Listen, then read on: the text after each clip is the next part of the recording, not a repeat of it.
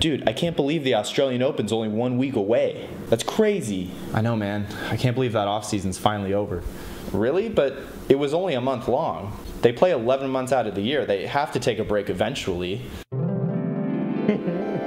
I just wanted to be Tennessee's for champ. No.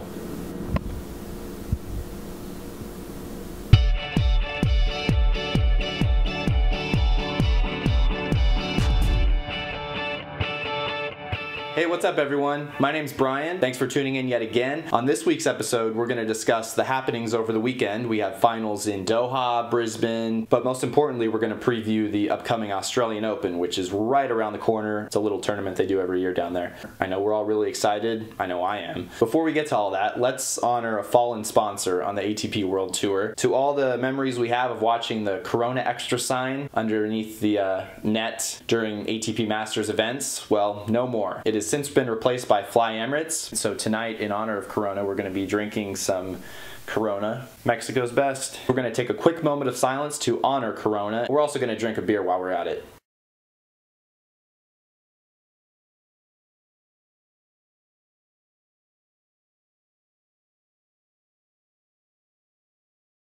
Well guys, I hope you enjoyed that quick little tribute to Corona. Now it's time to open one, yeah? Who called? My Corona.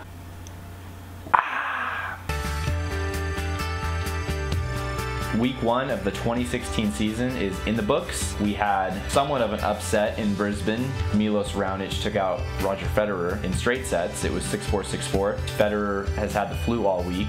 And in looking at the match, I would say that his movement was fine. There was no physical issue. Maybe mentally he was a little bit worn down from the sickness.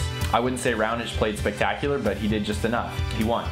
But I think Federer's going to have a great season, and here's why. He's still moving well, and that's the most important thing. You know, going into this season, a lot of people were expecting the movement to take a dip, understandably so. I mean, the guy's in his mid-30s. In this first week, I haven't seen any signs of it. He's moving really well across the court, from wing to wing. He's coming in. There's really no issue in that department. If the movement's good, then the shots will follow, right? So look for him to have a pretty good Aussie run. I'm expecting at least quarterfinals, which might be a bit ambitious in some of your minds, but not in mine.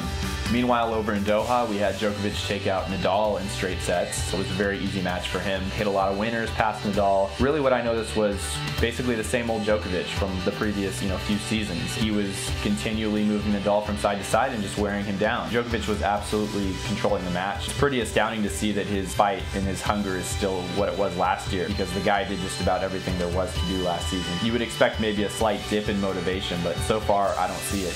Meanwhile, Victoria Azarenka, she's looking spectacular. It's weird to think that she was injured. She is just coming back strong, man. I remember for a while she had to be the wild card in every tournament because her rankings points had dipped so much. Now she is just crushing people. It is getting really crazy on the women's side. We had like 1 million withdrawals this week, citing injuries, viruses, bird flu. I'm really waiting for Andy Roddick to step in and give his analysis of this.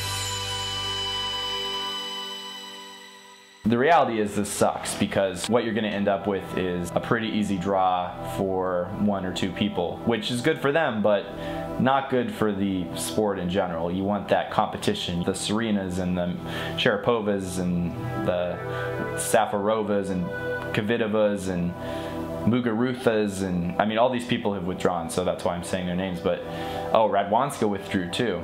Agnieszka. Sloane Stephens withdrew. I love Sloane Stephens, man. She's the best. It's going to be a tough time at the Australian Open if we have 1 million players out of it. We'll see what happens. It's still early on. In the back of my mind, I'm thinking Serena's trying to psych out her opponents by saying there's an injury. She's going to come back. She's going to smash over everyone. Unfortunately, since this show is released on a Tuesday, we don't have the draw for the Australian Open quite yet. That's not released till Friday. But we can postulate as to who might win. So here are my early predictions. I'm going to tie it into my bold statement for today's show. On the men's side, I know everyone thinks Novak Djokovic is going to win, and I also think he's going to win. He is simply playing far too strong. He might have a couple challenges in the quarters and onward if he has to play a Wawrinka. Having said that, I don't see anyone else giving him any problems. So Djokovic for the men. On the women's side, I don't want to jump on the Victoria Azarenka bandwagon, but she's playing really well. However, I think Serena's going to I think Serena Williams will regroup and win the Australian Open. And that's my bold statement for the week.